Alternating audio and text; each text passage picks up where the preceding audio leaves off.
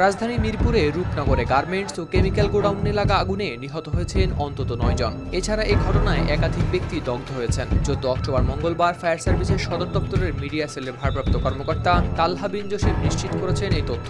ঘটনাস্থল সার্চ করতে fire service সদর দপ্তর থেকে একটি সার্চিং টিম পাঠানো হয়েছে। এই ঘটনায় ধোঁয়া ও আগুনে পুড়ে আহত হয়েছেন অন্তত 3 জন, যারা বর্তমানে জাতীয় বার্ন ও প্লাস্টিক সার্জারি ইনস্টিটিউটে চিকিৎসাধীন।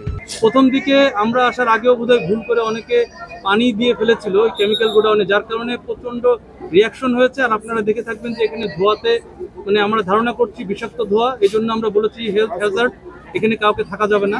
তবে আমি একটু অনুরোধ করব সবাইকে, আপনারা নিরাপদে থাকেন, আপনারা নিরাপদ দূরত্বে থাকেন।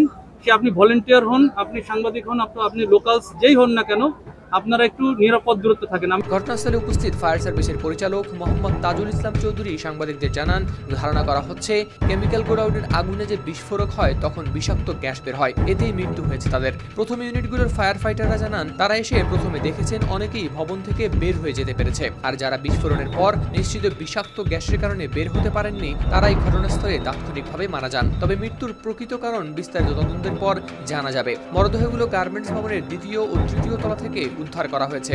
শেষ খবরে জানা যায় ভবনটির ভিতর এখনো সার্চ চলছে।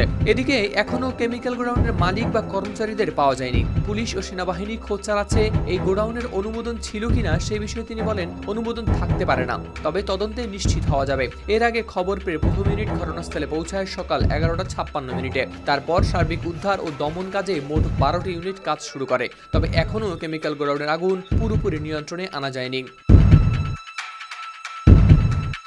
হাওলাদার শামীম, RTV।